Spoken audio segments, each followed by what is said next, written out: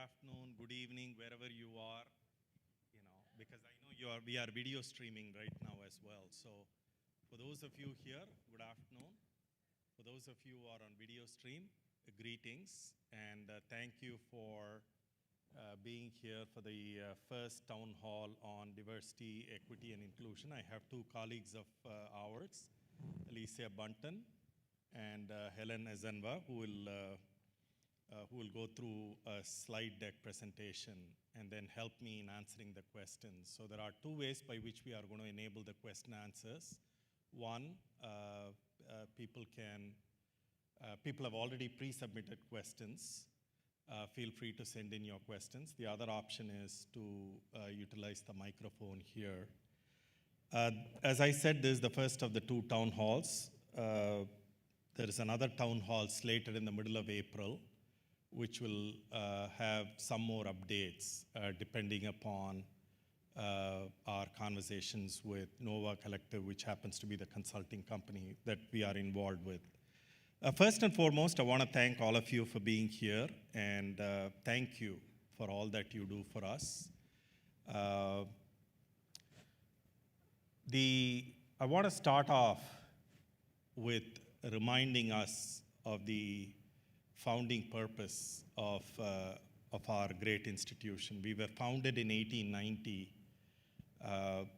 with a noble mission of educating students from all walks of life to make sure that the children of Chicago's meat packers, steel workers, and machinists become impactful leaders in the industrial society. And that was a far-reaching vision at that point in time.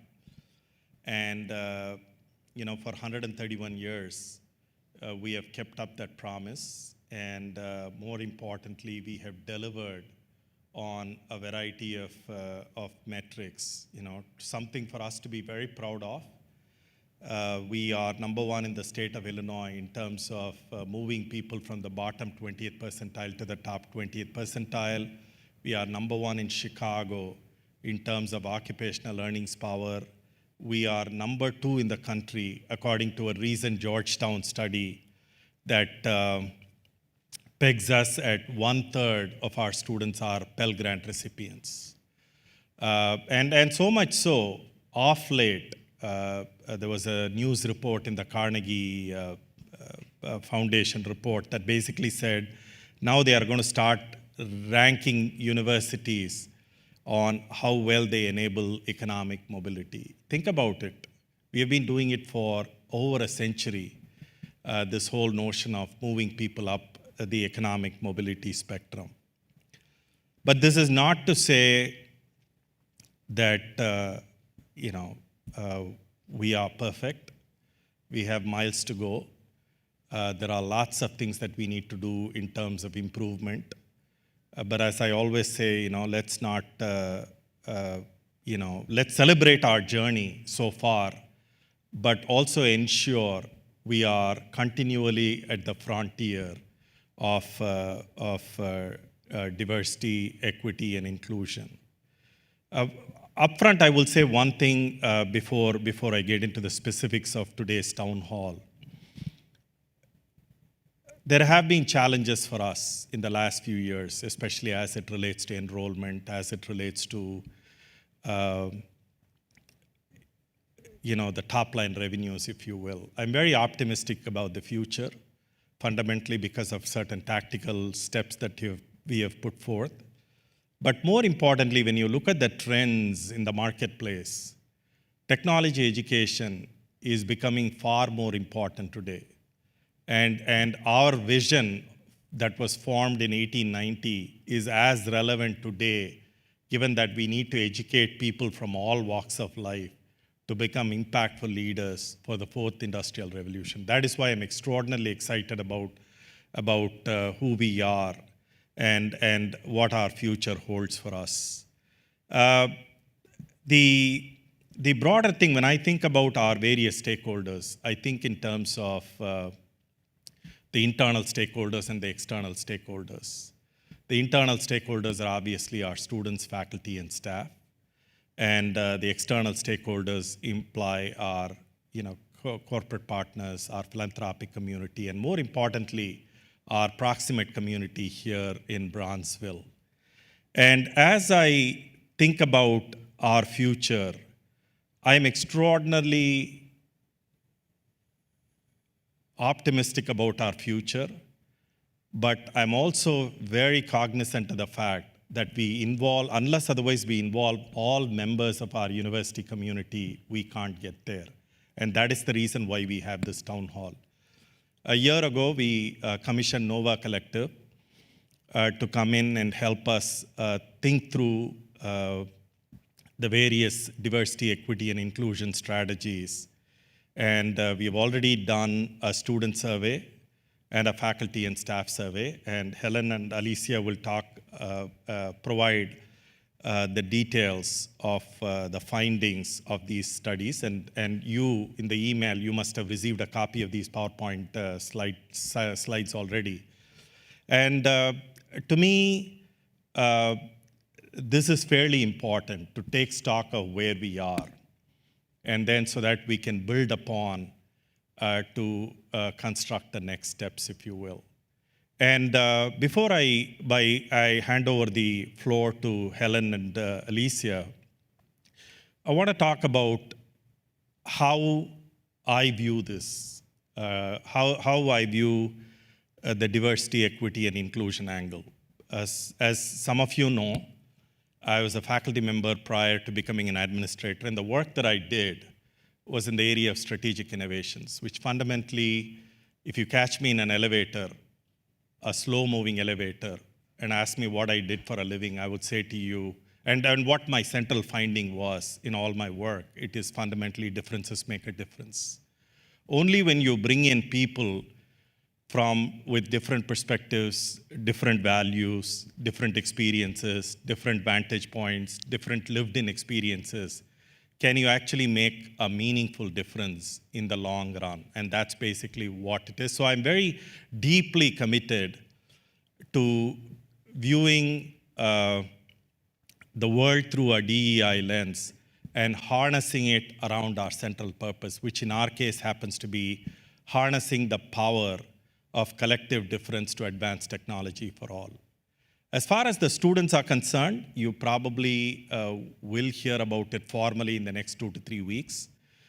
We are in the midst of a Chicago Difference program where we are, thanks to our friends from Advancement, thanks to our friends who are extraordinarily philanthropically minded, this Chicago Difference program, which I think is a transformative community initiative, will enable us to target first-generation and low-income students from the Chicago public school system, if you will, and so they can come in here. In the long run, in steady state, we hope to have about 800 scholarships. And what is different about the Chicago Difference compared to the other programs that you will see around is the fact that it not only involves academic scholarship, it also involves housing scholarships, wraparound support, and a tighter integration with career. And we are calling that strategy Elevate Your Future strategy. So that's an important part of attracting diverse students into our environment. As far as the faculty and staff are concerned, to me, I think of it, again, in terms of 2 different pathways. One is the cultural aspect of it. How do we ensure a culture of one Illinois Tech where we have faculty and staff together who are working together in order to achieve fruitful outcomes for our community? So for that, there is a strategic envisioning committee comprised of faculty and staff from across the university that is working on 2 different projects. One is about enhancing the culture, and the other is about how do you connect start thinking about recruiting, selecting, and retaining diverse talent. The other pathway, as I think about faculty and staff, is what I call as CBD, compensation, benefits, and demographics. And in the last year, thanks to our friends from HR, we've already started doing a variety of exercises in terms of doing compensation audit, benefit audits, and demographic audits. But that involves two things: looking into our various processes, how do we change that, and looking into the various outcomes and think about how we can actually better the outcomes that we have envisioned and so on. So a lot of great work, and hopefully during the question answers, there'll be very specific questions on these things, and I'll be more than happy to answer those questions. But to reiterate my commitment, our commitment, if you will, to the whole diversity, equity, and inclusion perspectives, one of the first things that I did was appoint 2 fellows, and I'm very glad. I'm going to reintroduce them to you. Alicia Bunton, who's our President's Fellow on Community, and Helen Asenwa, who's our President's Fellow on Culture. And this, to me, is a very clear signal that all that we do has to have an embedded DEI focus. And their jobs, their tasks are fundamentally to project a DEI lens into everything that we do so that we become better and we achieve the right kind of equitable outcomes for the long run. So that's what they do. And one of the things that I want to highlight here is this, to me, these 2 fellows are extraordinarily important because they set the stage, because hopefully in a short while from now, all the decisions we make, all the things we do will have DEI embedded in our decision making. So I would urge you, and the reason why they are here is fundamentally they will work with you. Please reach out to them as you start thinking about a variety of things. So for example, if you have a question about incorporating a diversity focus in your particular college or in your particular unit, please feel free to reach out to them, and they'll be able to help you. They'll be able to bring in the right stakeholders in order to help us move forward. Again, a journey of 1,000 miles starts with a single step, and we are all in this together. I am signaling my commitment to DEI, and without a strong DEI philosophy, we cannot be great. But it also behooves all of you to be, you're empowered, but you also need to hold all of us accountable because that is when greatness will happen for us, okay? Having said that, I'm going to hand over the mic to Helen. Helen, go ahead. Thank you, Raj. Okay, well, welcome everyone. Thank you for joining us today. I really just wanted to start us off by thanking Raj for setting the tone and to help everyone understand that the goal and the focus of today is really to keep us transparent. And a lot of the feedback that we've received from the surveys, both students, faculty, and staff, has been around, there's a lot of talk, where's the action? So this is an opportunity for you to be part of that action. We received just a few questions prior to this session. So this is an open session for all of you that are here in the room to feel free to share questions, feedback around your thoughts for DEI. So here we have the NOVA team. Those are the individuals that Raj had mentioned that we've been working with to execute against a number of our DEI initiatives. They designed as well as analyzed the survey, both for our students, faculty, and staff. So I am going to start out talking a little bit, just high level, on what was covered for the student survey. I know you have the details that have been emailed to you, but at least this will give us a jumping point, jump-off point to be able to have a better discussion today. And then I'm going to transition to my colleague Elisa to talk a little bit about faculty and staff. So with regards to the methodology, there were about 500 students that completed the survey. And those students varied across all programs as well. And the topics included engagement as well as diversity. They had quite a bit to say, as you saw from what was shared with you. And the survey was qualitative as well as quantitative. The great thing about the results that we received from the survey is that it gave us an idea of specific areas that we need to target. And based on those specific areas, there have been focus groups that have started with these students to get additional feedback so that we could execute against change in this area. So regarding the executive summary, student experiences, as you can see, had varied across all colleges. There were specifics that were shared prior to today where you can see the breakdown within each college. You can see how many students have responded per college as well. And you can see some of the key points that were of most importance to our students. So it gives us an idea of where we need to start and how we can continue to engage with our students. In addition to that, only half of the students feel like they have a voice. So again, we have an opportunity here. I know that especially in our student affairs area, that we have been able to provide a number of opportunities for students to provide their voice, and which is great. Now, in some of the anecdotal pieces, some of the specific responses that you saw in the survey responses, you can see areas where they would like to see more action.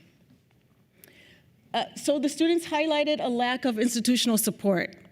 And that's something that, again, we'll be able to address a little further through our focus groups.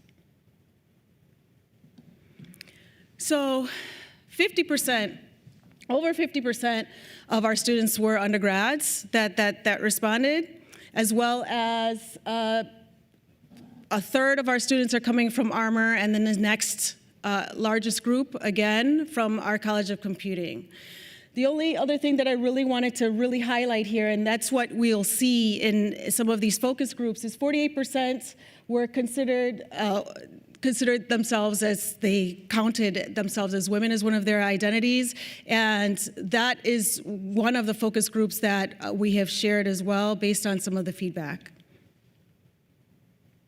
So I wanted to highlight a little bit the NOVA Index Belonging, the Belonging Index. What NOVA has done is that they have a number of their organizations that they've worked with throughout the year. So the organizations vary from higher ed institutions as well as private and public institutions. Based on the feedback that they've received on the surveys that they've conducted with a number of these organizations, they've produced an index to give us an idea of where we are with regards to diversity, equity, and inclusion. So the bottom line gives you an idea of the organizations that they've worked with, and then the top line gives you an idea of where Illinois Tech stands with regards to that. So essentially, we are high on the diversity index, but there are some other areas that we definitely need to do some work on. So that being said, I'm going to transition now to Elisa to talk a little bit about the faculty and staff.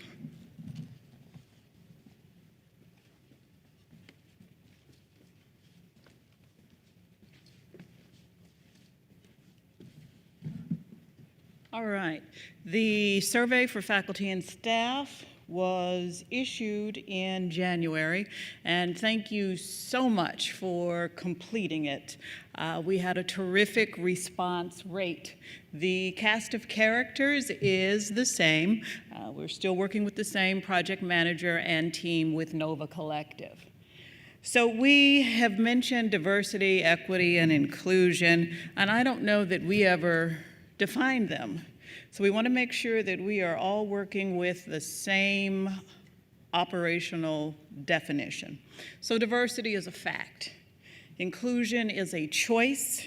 Belonging is a feeling, and equity refers to providing the resources needed for everyone to have the same opportunities in a given environment to succeed. So when you hear these terms, that's exactly what they mean. The research objective is on the screen, and they just really wanted to see where we are across all of these variables to set, if you will, the baseline for continued work on an upward trajectory where that is warranted. The survey consisted of 20 questions, and again, we had terrific response rate. We had 676 people respond, which is almost 57% of all Illinois Tech faculty and staff. There were definitely Likert-related questions and then open-ended so that we get that rich qualitative feedback that was included in the survey deck that you received. So let's just go over a few key themes or highlights. You know, they say in real estate, it's location, location, location. Well, the same thing applies here with regard to the employee or faculty experience where it relates to diversity, equity, and inclusion. So it's situational. Things tend to be better depending on where you are. There's a great degree of trust in the unit leaders, the managers, and the supervisors, and areas for opportunity when it comes to trust in leadership at the highest levels. The division of labor at the university is also perceived to be unfair, as well as who gets promoted and why and when. One of the key findings is this absence of psychological safety.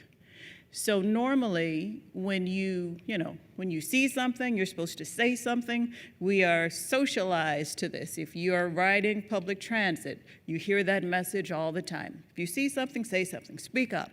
Well, the perception at Illinois Tech is that if you see something, you say something, and you speak up, that there may be retribution or some type of harm that will come to you as a result of your advocacy. One of the other findings is that over 1/3 of the employees surveyed have experienced bias or discrimination. So you say, Elisa, who are these people that responded? Well, I'm about to tell you. They were primarily males. They were primarily white. I will say that 43% of the respondents did identify as women, but 180 people indicated that they held a marginalized identity. Now that could be they indicated that they were disabled in some way, they indicated that they are a member of the LGBTQIA+ community, or that they have a sensory, mobility, mental health, or intellectual disability. Again, we go back to the NOVA Belonging Index, and Helen did a pretty good job of telling you what that index is. The wonderful thing that we have is the ability to evaluate ourselves, faculty versus staff, and you'll see that we rank higher when it comes to diversity, when it comes to the students, and I don't think that's any surprises there. The scores are similar regarding inclusion and equity. They're close enough, but there are definitely opportunities for the faculty and staff to achieve a higher rating. One thing that was not mentioned is that the goal across diversity, equity, and inclusion is never 100%. This is a journey, and this is a continuum. We will never reach 100, but we certainly can be higher than 73, 72, 76, et cetera. And the work with NOVA Collective is designed to help get us there. We have a few highs and lows when it comes to faculty and staff. So the good thing, and we always want to start with the good thing. The good thing is that we all know what diversity, equity, and inclusion are, and we can explain why they are essential for this university.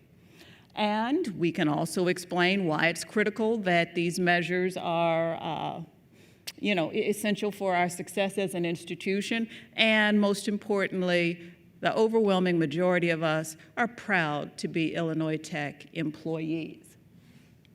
Where we have a comeuppance, if you will, again, is related to the division of labor, service loads and their distribution, as well as the tenure or promotion process and the perception of fairness when it comes to promoting individuals. I want to transition us to the feedback that was collected from the Google form, because y'all don't know what your peers said. So I will read that for you. So question 1, has the university done an assessment to compare male and female salaries for staff and faculty with the same titles? If so, what were the results? If not, can someone conduct this analysis and report the findings to the university community? Thank you, Alicia. And one of the things that, again, I started off saying that I'm very optimistic, and I'm very optimistic because of two highest rated measures that you saw there. One, people understand our purpose, understand that differences make a difference, and DEI is very important to our future. If you go across the university, those numbers you can't find. So our numbers, these are our highest rated measures. That is point number one. Point number two, 80% of the people express pride in working for Illinois Tech. So we have a solid foundation to work on. As far as the first question asked by Alicia,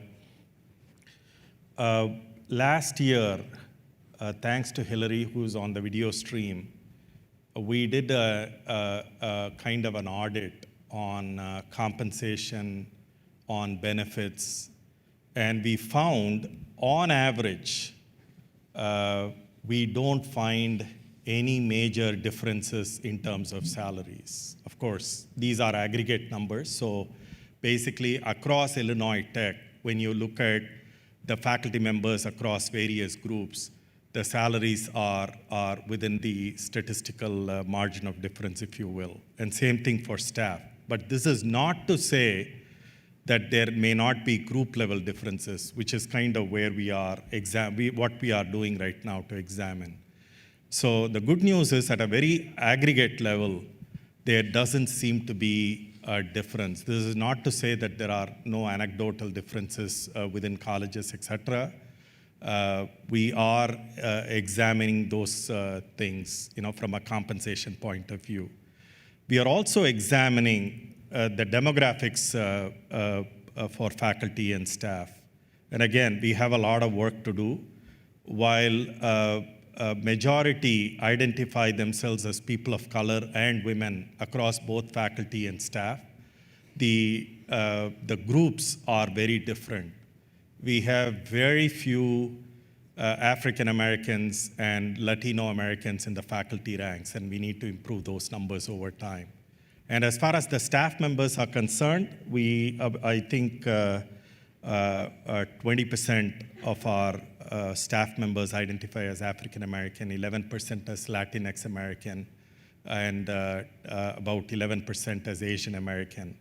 But when you compare us to the Chicago demographics, if you will, there is a lot of work that needs to be done there in terms of increasing the numbers in the long run. So that is as far as the demographics are concerned. And last but not the least, when it comes to benefits, I know there have been a few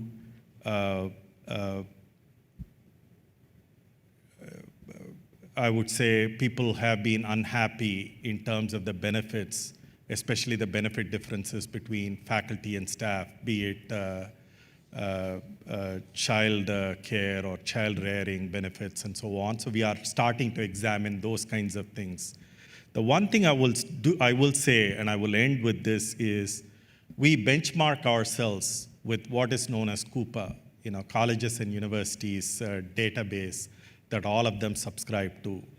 And we benchmark ourselves to certain percentile depending upon our size and depending upon the kind of education we provide. And I will say, when we compare the Coupa data and the Coupa data benchmark with our salary data and the benefits data, we are above what equivalent institutions of our size and our types actually provide.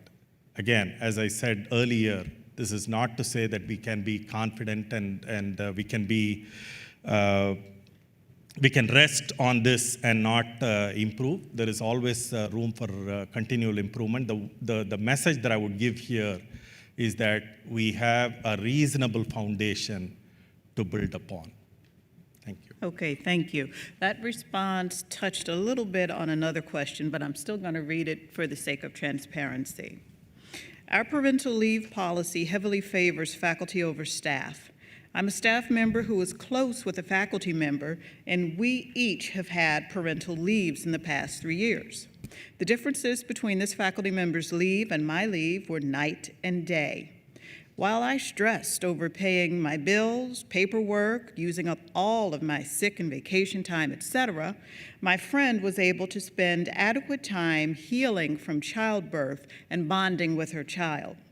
If the university is really committed to equity, we shouldn't have a policy that so blatantly favors one type of full-time employee over another.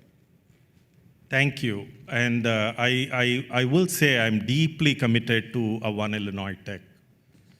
To me, faculty and staff both do incredible jobs. They both do different kinds of jobs, but at the end of the day, it is about developing impactful leaders. So in the interest of candor, I'll explain there are differences between faculty and staff in terms of while they do different jobs, faculty don't have vacation time. And they teach during a semester. When they teach during a semester, it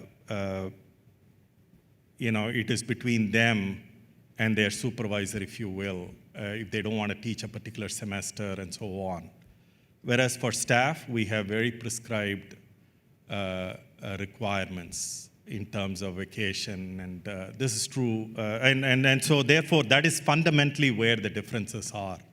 So now you can imagine, so when you're talking about maternity leave and so on, given that one group doesn't have vacation, and there is a lot of ambiguity in terms of how they can utilize their workload, or and the other group has vacation, very stipulated vacation and PTO and so on, this becomes problematic. And this is not a problem only for Illinois Tech. This is a problem across the country. This is a problem that various institutions are trying to grapple with and resolve. And this is what I will say to you. I've spoken to Hillary Hosek, who's our AVP for HR, and I've asked her to look at various schools for best practices. And if there are some best practices that we can emulate here so that our staff have the same kind of benefits that are available to the faculty, we'll be more than happy to implement those things. And that is my commitment to you at this point in time, where at the end of the day, it is about One Illinois Tech. It is about promoting an environment of not only psychological safety, but also an environment where all of us belong. And I want the staff members to feel that they belong and not think about how they are being, they are being treated differently. It is not that you are treated differently, and I promise you that. I know the way the system is set up, you feel that you are treated differently, but we have to operate within a variety of legal and employment-related parameters. But I'm committed to changing that. I'm committed to ensuring that the staff have the benefits that they deserve. Okay, thank you. All right, we have another question that was pre-submitted. After an incident is reported by either a victim or a witness, what is the responsibility of the university official to demonstrate to the victim or witness that actions have been taken to resolve or adjudicate the incident? Okay, there are two types of complaints. One is, in the absence of any other term, I'm going to call it employee-related complaints. And the other one is Title IX complaints. And I saw Virginia somewhere. Virginia? Okay. Virginia Foster runs our Title IX program, apart from other things that she does. But Title IX is one major function that she does. And the procedures are actually highlighted in the Title IX website, and there are very strict parameters that she has to follow. As far as the employee-related complaints are concerned, they go to our HR department, and the guidelines for that are actually provided in the employee handbook, if you will. In both cases, we are absolutely committed to letting the complainants know that the complaint has been resolved. There are two issues here, nuances here. One, sometimes the complaints are anonymous. If that is the case, there is nothing we can do about it. But in the other cases where the complaints are not anonymous, we try to communicate to the best of our ability, subject to certain legal and privacy concerns that we have. Okay, but it is always, we always try to close the loop and going back to the complainants. Virginia, did I capture your thing correctly? Okay, thank you. Okay. The final pre-submitted question is regarding a data cut. And the question says, can the data be more finely grained? For instance, if a college reports 60% agree that gender equity is good, but the college is 60% male, can the data be broken into responses by gender to ascertain if there is perhaps a gender skew to the report? And the answer to that is we will pose that question to Nova Collective. Okay. And they will provide the answer for us.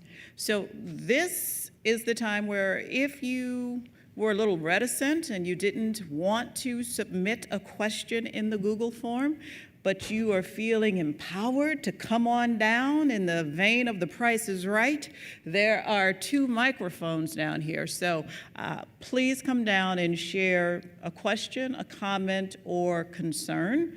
And we, Raj, will do our best to make sure that we have answered the question for you. Feedback. Don't all move at one time. Please, come on in. Come.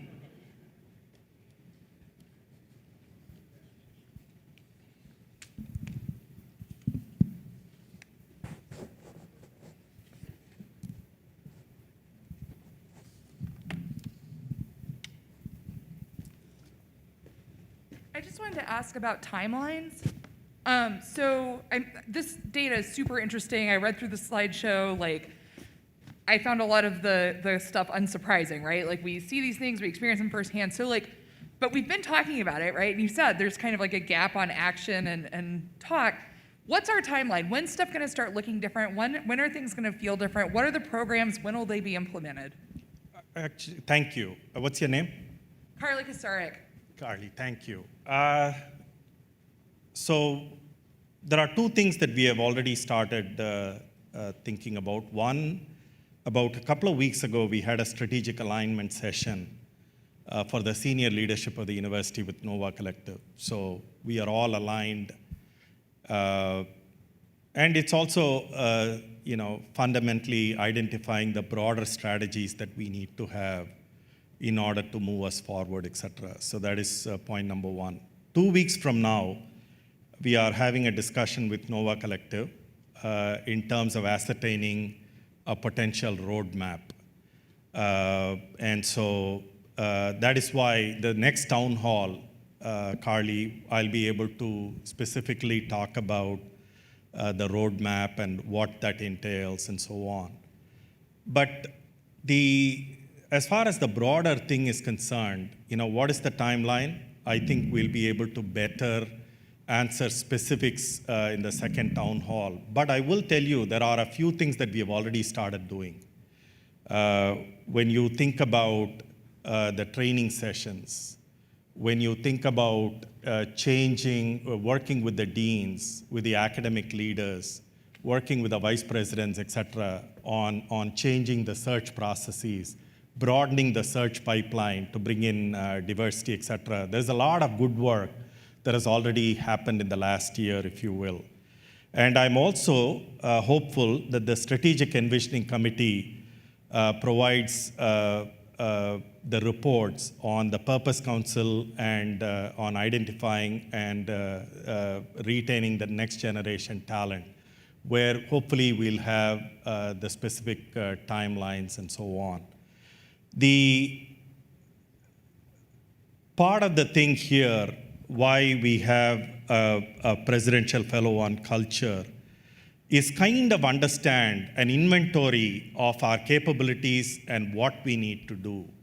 Because a lot of people have asked me about, are you going to hire a VP for diversity, equity, and inclusion, and so on? And I've always said to people, I'm not opposed to hiring somebody, but let's hire somebody when we know what needs to happen so that that person can actually execute our vision, if you will. And so that is basically where Helen and Alicia actually play a major role, because they are doing an incredible job of inventorying what we need to do. They are working with the DEI Council so that we have a roadmap, if you will, of what you need to do.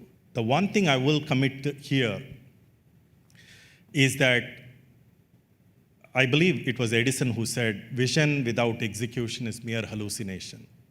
Okay, I'm deeply committed to execution, both because it's a pragmatic thing to do. If you don't have a DEI lens, you can never accomplish your potential. That is one part. And second is a moral issue for me, and therefore I'm deeply committed to it. Again, if there are ideas, if there are thoughts that you have, if there are suggestions that you have, please let us know. More than happy to accommodate it in the roadmap. And at some point in time in the near future, we'll be able to submit to the university community a roadmap of what we intend to do and the very specific timelines. Okay, so that's basically what I wanted to do. Thank you. I want to add 2 more data points for you, Carly, so you may want to get your pen out. All right. The Nova Collective also conducted 15 executive-level one-on-one interviews, and they will share the summary of those interviews at the end of the month with the roadmap. The roadmap is an analysis of all of the data inputs that they have. So that's both surveys plus the one-on-one executive interviews. And also they conducted an audit of HR policies and procedures. So all of that is being used to create a model for us to move forward with. Whether that is more analysis of policies and procedures, whether that includes a multitude of trainings, which would be a hybrid of Zoom, and then also train the trainer type activities so that as individuals on board, there's an opportunity, for the messaging to be clear and consistent from day one. All of these different options will be presented to us on the 31st of this month. Thank you. You're welcome. Who else has a question?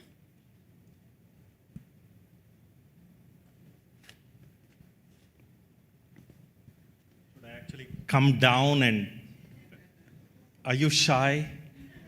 We are among friends. Lance is, okay, Lance, thank you. You talked a lot about Bronzeville. Yes. Okay, so I'm going to hand it off to Alicia. The question is, we talk a lot about Bronzeville. What are the things that we have in mind regarding Bronzeville? Okay, so there are many activities that occur in Bronzeville, but because of the silos that exist at the university, you may not know what's going on. So I'll speak first for my office because that's the only one I can speak for. The Office of Community Affairs has at least 3 STEM expos each year designed for students in the Bronzeville area and honestly, greater Bronzeville area. And we catch them at that very critical point of middle school, just when we can still keep our hands on them and help guide and direct them towards an interest in STEM. The goal is always for students to realize that STEM is for them and not for some group of others, however you define others. We bring in industry experts, and then we sometimes have collaborations with student groups and some faculty who will run those STEM expos. We take over Siegel, and each classroom represents a different STEM experience. And for 45 minutes, children and their families complete the circuit, going room from room, learning, and then they always participate in a keynote presentation. We also have science cafes. Science cafes are where we deploy faculty to schools in Bronzeville and beyond who teach out of their discipline. They take over a classroom and go for broke on that particular day. And it's really wonderful to see the CPS students have these light bulb moments where they realize this is fun, this is interesting, and I think I want to know more about it. These are some STEM-related things that my office does. Of course, there is always an opportunity for undergraduate admissions to play a role in targeted outreach to schools in the Bronzeville area. And again, that is not my area, so I cannot speak about what has been done, but that is an area of opportunity. The Chicago Difference that Raj mentioned is also an opportunity to include or sweep up students from the area that may not have thought about a tech career or a tech degree, and providing them wraparound services to ensure their success, because there's a lot going on if you are a first-generation college student. We are going to provide those ancillary services to ensure that they are successful. That's where I will stop, and I'll... Do you want to talk about the community garden? Oh, sure, I can. So in June, we are going to break ground on what I call the field formerly known as FAR, which is that grassy area that's adjacent to the formerly known as Hermann Hall. That is in collaboration with the Chicago Botanic Garden, and it is a citizen science project. So that wrought iron gate is coming down, and we are creating a welcome mat, if you will, to the university among community members and beyond. The whole gist of the project is come sit, enjoy nature, download the app, or if you are truly old school, bring your paper and your pencil, and just note the number of pollinators that you see. Note the number of new buds that you see. And that data will then go to the Chicago Botanic Garden and then ultimately the federal government, because they are trying to see which nativar and cultivar species are going to grow best here. So we will have a butterfly garden really, really, really soon. That area is also going to memorialize Nate Thomas. And I won't steal the thunder of advancement with anything else that's planned for that area, but it will serve as dual duty. Perfect. One thing I want to add is Mike Goss is here, and Mike Goss and I are working on outreach to very specific Bronzeville area schools. The one, and this is not specifically related to Bronzeville, but a program that we launched about 3-4 months ago as a pilot, thanks to Mike and April Welsh. I don't know if she's here. I would have noticed if she was here. You know, is a program called Virtual Internship. And one of the things that we find is that when students have an internship prior to coming to college, they know exactly what they want to do. There is a tighter integration between education, experiential learning, and employment. So we did, I would say, a pilot initiative in November, and we basically opened it up to students all over the world. And we started it off as a pilot, and I think we have close to about 600 students that have completed the virtual internship. Now we have a couple of schools, a couple of Fortune 500 companies that have expressed interest in sponsoring those virtual internships. That speaks to two things. One, as Alicia said earlier, we need to go back deep into the high schools so that when students are first-year students or sophomore students in their high school, they need to start thinking about interest in technology. So virtual internships will enable us to do. Second, thanks to April's unbelievable drive and initiative, she has actually made this virtual internship a part of all our conversations with local area high schools, especially in Bronzeville. And so you're going to expect, we are going to have, you're going to see some success there. Because once you show people the possibilities, the potential actually is endless. And so we are going to use virtual internships as a way to go deeper and deeper into the community. As far as the other things are concerned, these are all in the works at this point in time. As far as Bronzeville, and thanks to Alicia's leadership, we are deeply embedded with the community. I've had a few opportunities to do listening sessions with our community. They are eager to support us in our mission. So one part of it is obviously utilizing our internal talent, faculty, staff, students, to help Bronzeville entrepreneurs or Bronzeville small business owners. The other is to start thinking about a talent pipeline, to utilize Bronzeville small businesses, vendors to Illinois Tech.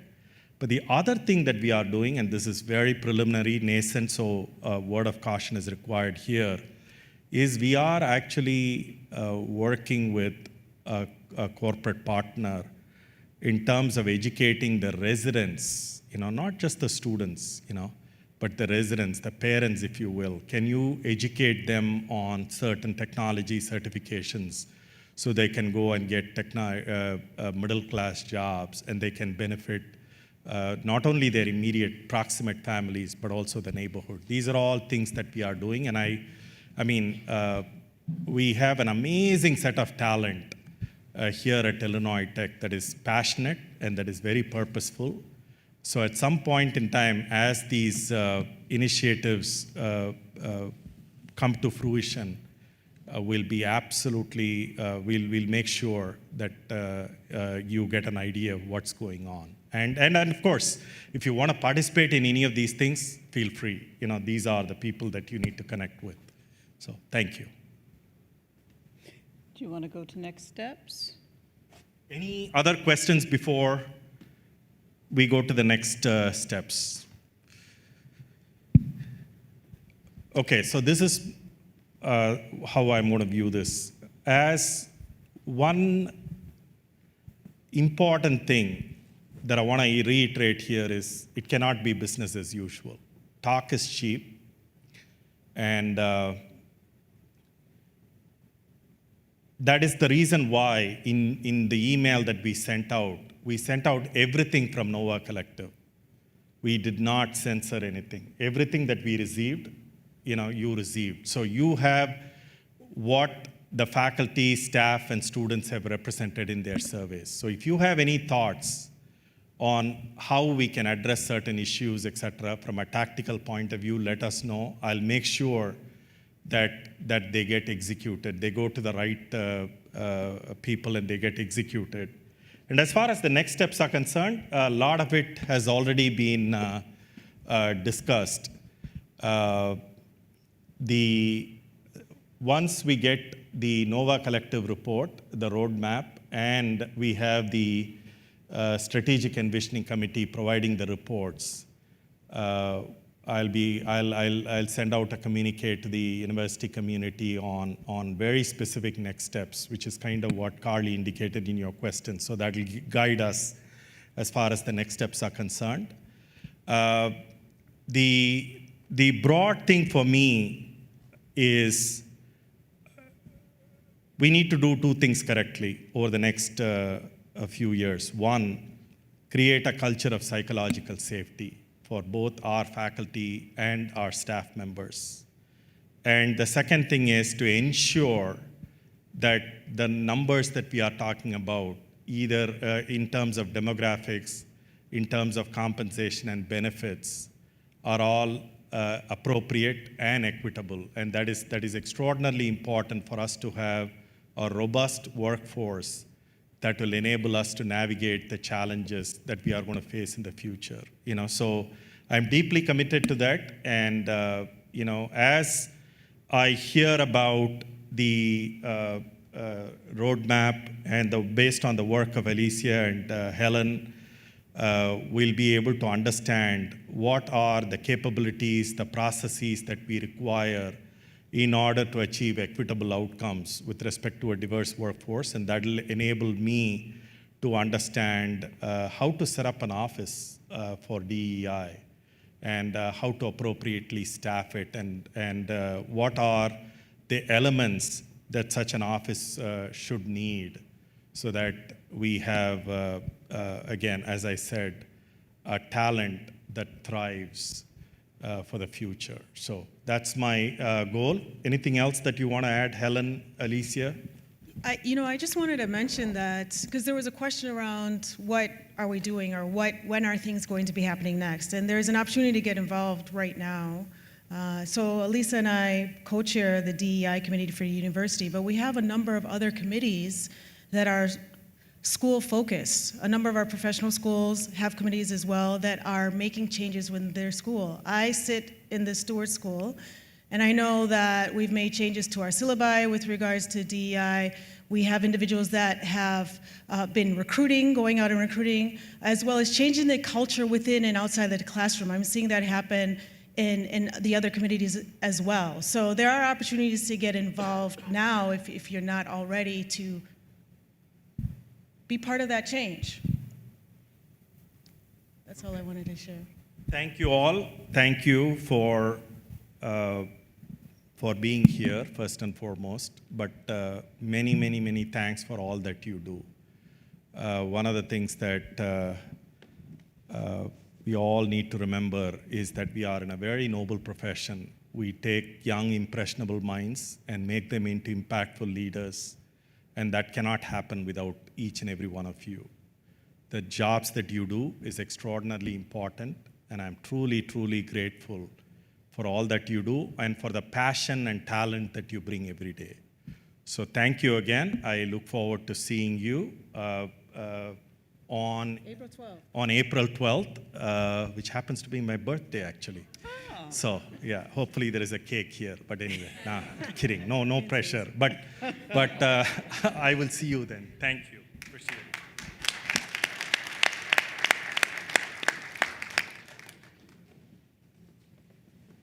Thank you. You're welcome. Well, So do you like carrot cake? no, I'm kidding.